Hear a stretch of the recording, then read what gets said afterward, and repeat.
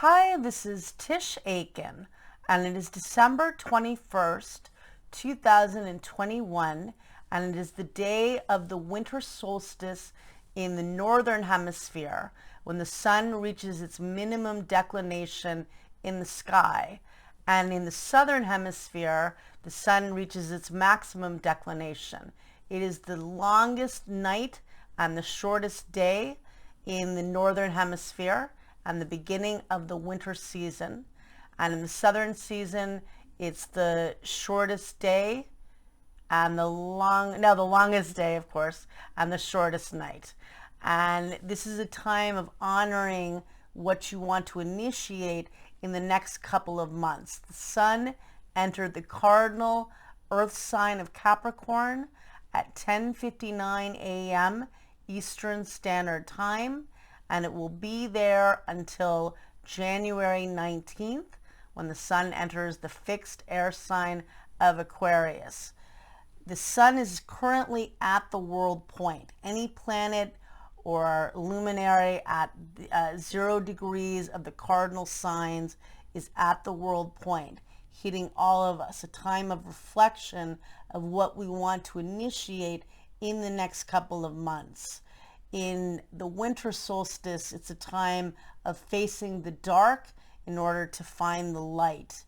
It is the darkest day of the year, the shortest day of the year, and yet it's a time of initiating new beginnings. My parents actually got married on the day of the winter solstice, and it proved to be pretty good for them, and it's definitely a time of honoring what you want the next few months to have.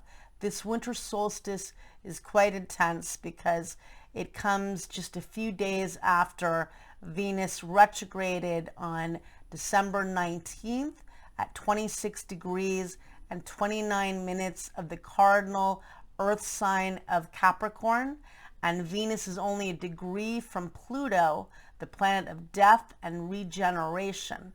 Venus retrograded where Pluto retrograded in the sky at the end of April of this year. And Venus is, having a conversation with Pluto quite intensely, that it began on December 11th. The two met up in the sky. They will meet up again on December 25th, and the third and final time on March 3rd, and Venus will exit the sign of Capricorn altogether on March 6th of 2023. This is about facing the darkness as well, facing a lot of loss and mourning, and trying to heal and empower yourself as you heal those that you love and build a community in the new age of Aquarius. I cast the chart for the winter solstice for Washington, D.C., and as Pisces rising, it's at almost 7 degrees of Pisces. I think it's at 6 degrees and 53 minutes, and that is also at the world point whenever a planet or an angle is at 7 degrees of the mutable signs. And that also, to me, encompasses the fact that Jupiter, which is the luckiest planet and the planet of hope and wisdom, enters the mutable water sign of Pisces on December 28th, where it will be on and off until December 20th of 2022. Jupiter rules Pisces in ancient astrology, and it's about expanding through dreams, imagination, and empathy. And with Pisces ascendant, it's about helping others that are lost and are, just so much pain, trying to help those that can't help themselves. That's the higher form of Neptune, which rules the sign of Pisces, and the higher form of Pisces itself. So with this, there's a lot of pain, a lot of anger. There could be a lot of power struggles coming up later this month, and in general with the Venus-Pluto conjunction, because that theme is strong until Venus exits Capricorn on March 6th. Saturn and Uranus are only a degree from squaring each other exactly. Saturn is the ancient ruler of the fixed air sign of Aquarius, and Uranus is the modern ruler.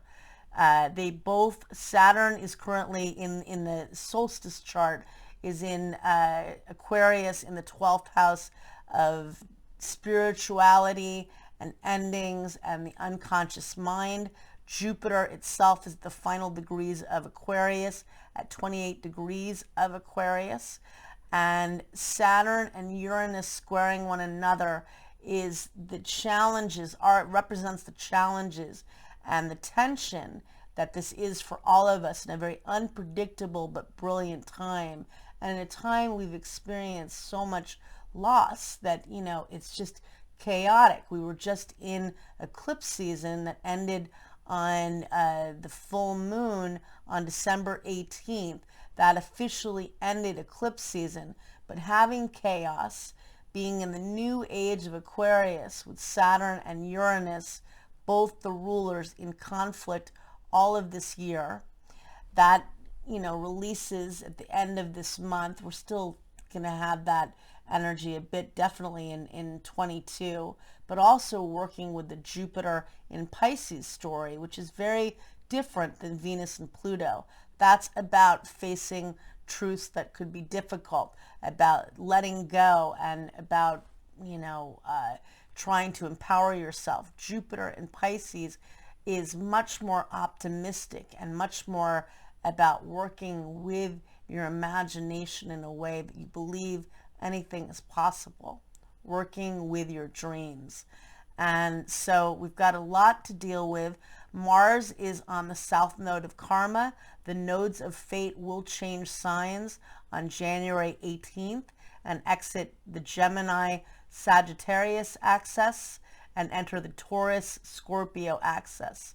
So we have the nodes of fate at the very first degree, well, 1 degree of Gemini and Sagittarius. And that's about learning and teaching and getting involved with the community, promoting yourself in a time that we all have to rebuild, and finding hope and optimism in a time that is very tough to tap into that. I wish you all a lot of luck. Happy winter solstice. Do something to honor it if you're able, and take care, and thank you.